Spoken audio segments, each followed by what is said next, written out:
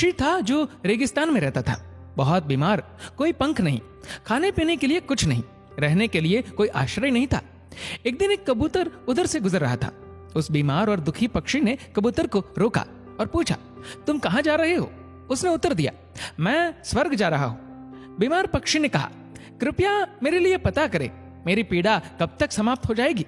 कबूतर ने कहा, निश्चित ही मैं पता करूंगा।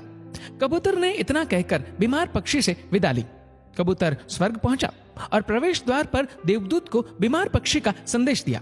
देवदूत ने कहा, पक्षी के जीवन में अगले 7 वर्ष तक इसी तरह कष्ट लिखा हुआ है, उसे ऐसे ही 7 वर्ष तक कष्ट भोगना पड़ेगा, तब तक उसके जीवन में कोई खुशी नहीं है।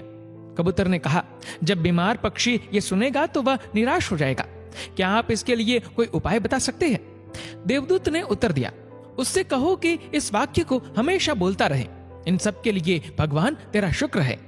वापसी पर जब वह बीमार पक्षी कबूतर से फिर मिला तो कबूतर ने उस स्वर्गदूत का संदेश दिया। 7-8 दिनों के बाद कबूतर जब फिर उधर से गुजर रहा था, तब उसने देखा कि पक्षी बहुत खुश था, उसके शरीर पर पंख उगाए थे। उस रेगिस्तानी इलाके में एक छोटा सा पौधा लगा हुआ था, वहां पानी का एक छोटा सा तालाब भी बना हुआ था। चिड़िया खुश होकर चहचहा रही थी। कबूतर चकित था। देवदूत ने कहा था कि अगले 7 वर्षों तक पक्षी के लिए कोई खुशी नहीं होगी।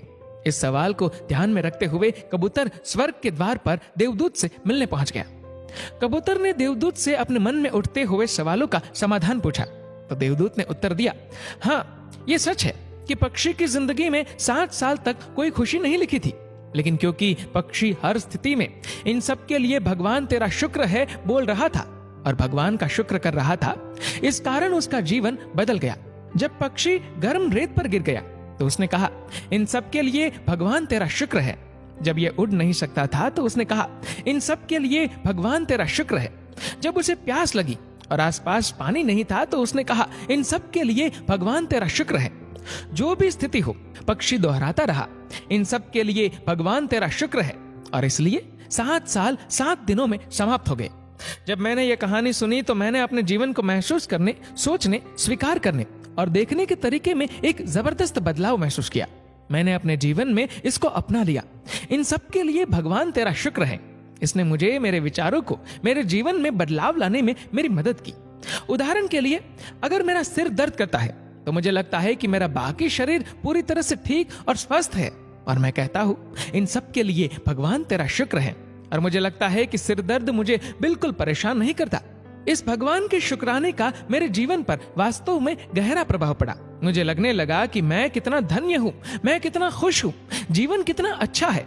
इस संदेश को साझा करने का उद्देश्य हम सभी को इस बारे में अवगत कराना है कि कितना शक्तिशाली है ये, हमारे जीवन को नया रूप दे सकता है। इसलिए आभारी रहे हर चीज के लिए, उस परम पिता परमात्मा के, और अपने दृष्टिकोण में बदलाव देखे। दोस्तों, इस वीडियो को लेकर आपकी क्या राय है, नीचे कमेंट करके जरूर बताएगा। और अगर आपको वीडियो अच्छा लगा हो तो इस वीडियो को लाइक करेगा, शेयर करेगा ज्यादा से ज्यादा लोगों तक, और ऐसे ही और भी इंस्पिरेशनल वीडियोस के लिए सब्सक्राइब करें हमारे यूट्यूब चैनल को और फेसबुक पर फॉलो करें हमारे पेज को। धन्यवाद।